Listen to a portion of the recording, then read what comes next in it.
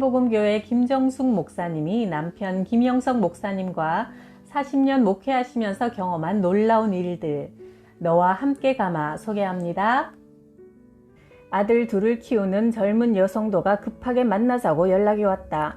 남편이 다른 여자를 사랑해서 가정을 버리고 한국으로 떠나겠대요. 그 자매를 위해 기도하던 중 그 남편을 만나라는 감동을 주셨다. 다음 날 아침 일찍 그 남편의 사업장을 찾아갔다. 간단하게 기도하고 직선적으로 말했다.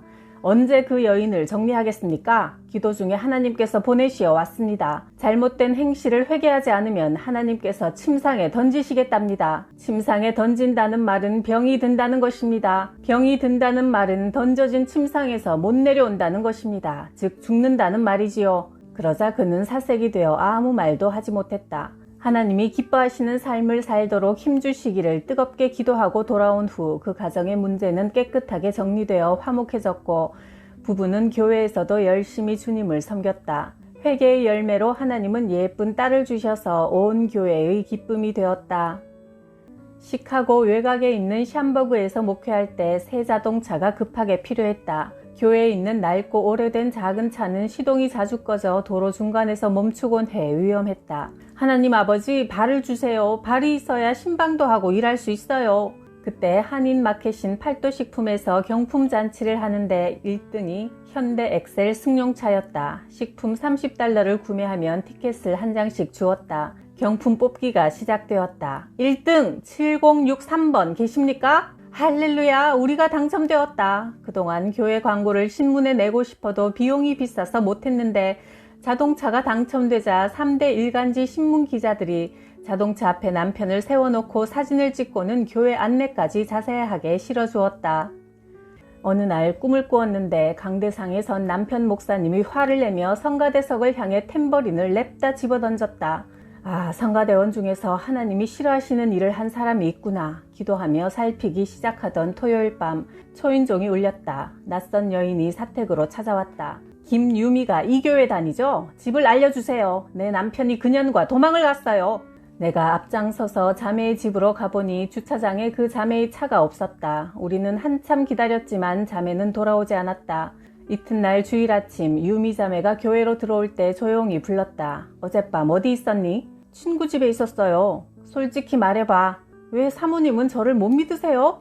자매는 억울하다며 눈물을 보였다. 그런데 잠시 후 낯선 남자가 교회로 왔다. 직감적으로 어제 저녁에 찾아왔던 부인의 남편임을 알았다. 유미에게 말했다.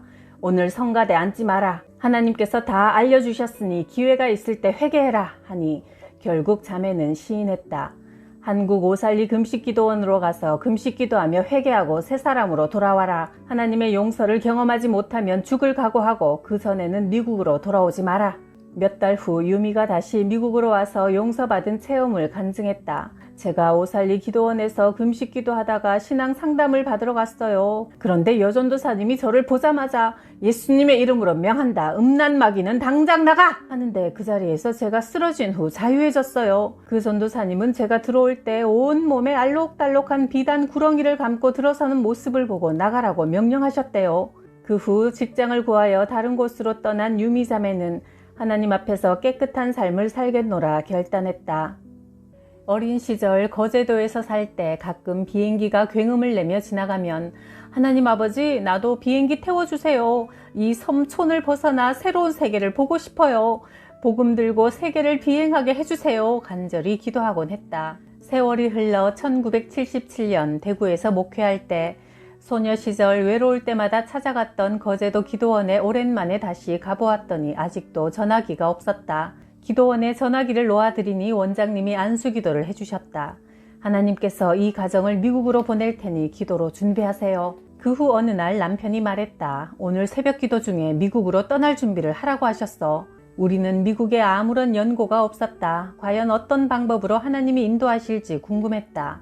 얼마 후 미국에 있는 윤 목사님이 한국에 오셨다가 우리 교회에서 설교를 하게 되었다. 그분과는 같은 대구 지방의 소속이어서 친분이 있었는데 이야기가 오가는 중에 미국으로 돌아가면 초청장을 보내겠다고 하셨다. 대구교회를 함께 개척했던 최 집사님이 $3,000와 비행기표를 마련해 주셨다. 1985년 9월 30일 김포공항에서 미국으로 먼저 가는 남편을 배웅하고 돌아오는데 하나님 음성이 들렸다. 너희 가족은 1년 후에 다시 만날 것이다. 남편은 밀워키 순복음교회 담임 목사가 되었다. 그 당시 많은 목사님들이 먼저 가서 영주권을 받고 가족 초청을 하려면 3년 이상 걸렸는데 남편은 영주권을 신청할 때 변호사를 통해 가족 모두 함께 신청하여 하나님께서 말씀하신 대로 1년 만에 가족 모두를 데려올 수 있었다. 하나님의 일하심은 한치의 오차가 없이 정확했다. 밀워키 순복음교회에서 목회할 때다. 위스콘신 주립대학은 메디슨에 있고 그 분교가 밀워키에 있어 우리 교회에는 유학생들이 많았다. 전라북도에서 온 한 남학생을 처음 보는 순간 그를 향한 성령님의 음성이 들렸다. 형제님의 아내가 언제까지 하나님께 등을 보이고 있을 겁니까? 하나님과 화목하세요. 그러면 형제님 가정에 답답한 문제가 풀릴 겁니다. 깜짝 놀란 그 형제는 자기 이야기를 했다. 제가 실은 메디슨에 있는 본교로 가야 했는데 분교로 오는 바람에 정부의 국비 보조가 끊어질 상황입니다. 아내는 신앙생활을 잘 하다가 담임 목사님이 7계명을 어겨 간음죄로 넘어지는 것을 보고 마음의 문을 닫고 수년간 교회를 나가지 않고 있어요. 아내에게 오늘의 상황을 말하고 함께 교회에 나오세요. 그리고 형제는 기도 많이 하면서 한국에 나가 문교부 실무진을 만나보세요. 하나님께서 역사하실 겁니다. 이후 청년은 아내와 함께 교회에 나왔고 국비 보조금도 다시 받게 되었다. 학교 교사로 있던 여성도가 신방을 부탁했다. 제가 사실은 얼마 전 점집에 가서 점을 봤어요. 점괘를 믿고 학교에 사표를 냈는데 이후 신문사 국장으로 잘 있던 남편도 갑자기 실업자가 되었어요. 예배하고 기도 드리는 가운데 교회에 나오지 않는 그의 남편에게 이런 말씀이 선포되었다. 너 자살하려고 하는구나. 죽지 말고 예수를 믿어라. 네 인생을 내가 인도하리라. 그 남편이 깜짝 놀랐다. 사실 너무 힘이 들어 아무에게도 말하지 않고 조용히 생을 끝내려고 마음먹고 있었습니다. 그는 예수님을 영접했고 아내와 함께 교회에 나오기 시작했다. 콜로라도 덴버에 있는 침례교회에 부흥회를 인도하러 갔다. 첫날 집회 후 기도받고 싶은 분은 강대상 앞으로 나오라고 초청했다. 100여 명의 성도들이 돌아가지 않고 남았다. 하나님께서 마음에 주시는 감동에 따라 안수하며 기도하는데 덩치 큰 남자의 울음소리가 몹시 거슬렸다. 담임 목사님이 그분에 대해 말해주었다. 한 달 전에 5살 된 딸을 잃고 매일 저렇게 울고 있어요. 나는 그 울음 뒤에 다른 영이 역사함을 감지하고 명령했다. 예수님의 이름으로 명령한다. 슬픔의 영은 즉시 이 아들에게서 떠나가라. 그러자 그 남자는 뒤로 쿵 넘어졌다. 잠시 후 일어나 앉으며 큰 숨을 내쉬었다. 제가 아이를 잃고 한 달 이상 지났지만 직장에도 나갈 수 없고 일상생활에도 지장이 있을 정도로 울음이 그치지 않았습니다. 처음에는 아이에 대한 사랑 때문이라고 생각했는데 목사님이 슬픔의 영은 떠나가라고 기도하실 때 가슴을 짓누르던 무거운 것이 연기처럼 빠져나가는 게 느껴졌고 지금은 마음이 가벼워졌어요. 간증하는 그의 얼굴이 환했다. 귀신들은 하나님을 직접 대적할 수 없으니 하나님의 형상을 입은 사람들, 특히 하나님께서 사랑하시는 성도들을 계속 공격한다. 어느 날 여자 집사님이 찾아와 상담했다. 자꾸 귀에서 누가 속삭여요. 퇴근 후 운전하며 집으로 돌아오는데 중앙 분리대를 들이받아라 하는 소리에 며칠 시달리다가 목사님을 만나야겠다고 생각하니 가지 마라. 너 시어머니 때문에 고생 많이 했지? 그 목사도 너의 시어머니처럼 경상도 사람이고 똑같다. 그 목사 만나지 말라고 해서 이상하여 찾아왔어요. 기도실에 둘이 앉아 기도를 시작했다. 예수님의 이름으로 명령한다. 이 여인을 괴롭히는 너는 누구냐? 정체를 밝히고 나와라. 죽음의 영아, 예수님의 핏값으로 산 딸을 괴롭히지 마라. 그 순간 집사님이 엄마 살려줘! 엄마 살려줘! 하며 아기처럼 행동했다. 여인이 낙태를 많이 했을 거라는 생각이 들어 기도를 멈추고 물어보니 예, 맞아요 라고 시인했다. 하나님이 주신 귀한 생명을 여러 번 죽인 죄를 함께 회개하고 예수님의 보혈로 주홍같이 붉은 죄를 흰눈처럼 덮어주셨음을 선포했다. 몇 시간 동안 울면서 찬양하고 기도하자 사망으로 끌고 가려는 어둠의 영은 떠나가고 집사님은 자유를 얻었다. 시골 마을을 지나가는데 할아버지 한 분이 멍석에 곡식을 널어 말리고 있는 모습이 보여 집으로 들어가며 말했다. 안녕하세요. 예수님 믿으시라고 인사 왔습니다. 말이 떨어지기 무섭게 할아버지는 곡식 젓던 막대기를 휘두르며 나를 때릴 기세로 소리쳤다. 가시나가 집에 얌전히 있다가 시집이나 갈 것이지 재수없게 남의 집을 돌아다녀? 나는 기선을 제압하기 위해 할아버지! 하고 큰 소리로 부른 후 틈을 주지 않고 바로 말했다. 처녀가 시집가면 아이가 생기지요. 그런데 뱃속의 아기에게 엄마가 아가야 좁지 조금만 참으면 넓은 세상이 있단다 했더니 아기가 엄마 거짓말 하지 마. 여기도 좋은데 엄마 뱃속보다 더 좋은 것이 어딨어 했대요. 그러나 10달이 지나면 이렇게 넓은 세상으로 나오는 것처럼 이 세상이 전부가 아니라 죽은 다음 천국과 지옥이라는 새 세상이 정말 있습니다. 그런데 천국은 이 세상을 만드신 하나님이 사시는 곳이라 죄가 있는 사람은 못 들어가요. 그래서 하나님의 아들 예수님이 우리 죄를 대신 지고 십자가에 달려 죽으셨다가 3일 만에 다시 살아나셨어요. 예수님을 구원자로 믿는 사람은 죄가 없다고 인정받아 천국에 가고 믿지 않는 사람은 자기 죄를 자기가 지고 지옥에 갑니다. 그러니까 할아버지도 예수님 믿으셔야 해요. 그러자 할아버지는 방금 한 이야기 다시 해봐. 처음 듣는 신기한 소리구먼 하며 관심을 보이셔서 목사님을 만나게 해드렸다. 할아버지는 예수님을 영접했고 200호가 넘는 윤씨 시종마을 그 동네에 교회가 들어가지 못했는데 마을 대장인 할아버지의 회심으로 그곳에 비로소 교회가 세워졌다. 1975년 강원도 횡성군 초원감리교회에서 목회할 때였다. 농가의 겨울은 일이 없어 한가했다. 이때 열리는 부흥회는 축제였다. 동태국에 무 넣어 끓이고 떡이며 전이며 넉넉하게 음식을 준비하여 온 동네 사람들과 함께 나눠 먹으며 집회를 가졌다. 은혜가 한창 무르익어 갈 즈음 앞에 앉은 박순자 집사의 행동이 이상했다. 아무래도 악령의 역사 같은데. 집회가 끝나고 강사님을 배웅하고 사택으로 돌아오니 교인들이 사색이 되어 달려왔다. 박 집사가 미쳤어요. 빨리 와보세요. 남편과 함께 강단에 엎드려 하나님의 도우심을 구하는 기도를 먼저 드리고 나서 그 집으로 갔다. 우리가 도착하기 얼마 전 박 집사가 주의 종이 온다 하며 장롱 사이에 머리를 쑤셔 박았다며 거기 있던 교인들이 놀랐다. 우리가 들어서자 박 집사가 먼저 입을 열었다. 기도 소리가 무섭다. 나를 잡으러 왔느냐? 남편이 말했다. 너는 누구냐? 예수님의 이름으로 명하노니 당장 나오너라. 그러자 박 집사가 갑자기 벌떡 일어나 시어머니에게 다가가서 남자 목소리로 말했다. 형수, 내가 형님 대신 일본으로 징용 갈 때 형수가 떡을 쪄줬잖아요. 그때 떡이 익지도 않고 시루가 깨졌잖아요. 내가 탄 배가 파선할 것을 가르쳐준 징조였는데 그때 왜 나를 보냈어요? 시어머니는 그 말이 사실이라고 했다. 징용 가는 사람들이 탄 배가 현해탄을 건널 때 파선되어 많은 사람들이 수장되었다는 증언에 놀랐다.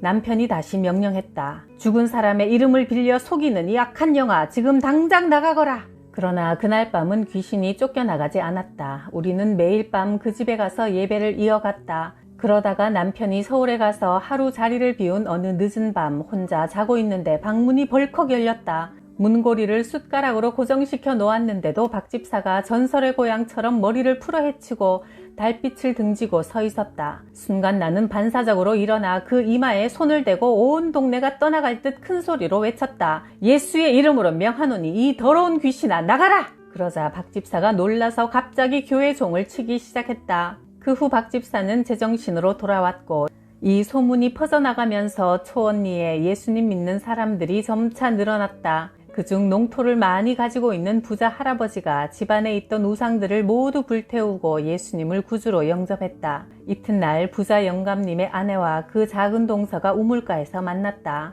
이제 우리가 예수 믿기로 했는데 어젯밤 꿈에 우리 집에서 시커먼 개들이 나가더라. 광에서도 나가고 방에서도 나가고 부엌에서도 나가고. 그러자 작은 동서가 기겁하며 대답했다. 형님, 저도 어제 이상한 꿈을 꿨는데 조상님들이 한복을 차려입고 우리 집으로 우르르 들어서면서 이제 윗집에서 못 살겠다 하며 안방 아랫목에 주르르 앉더라고요.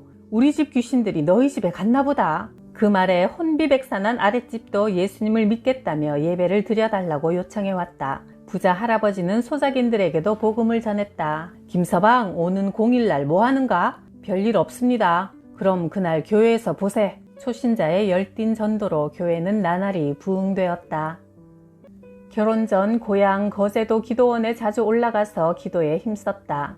기도원으로 올라가는 길에 절이 하나 있었다. 나는 노자산 절간 스님이 예수님을 믿고 구원받게 해달라고 매일 기도했다. 어느 겨울 기도원 예배당에 들어서니 뒤쪽 구석에 여자 스님이 앉아 있었다. 나는 할렐루야를 외치며 기도했다. 하나님, 오늘 밤은 스님의 밤이 되게 해주세요.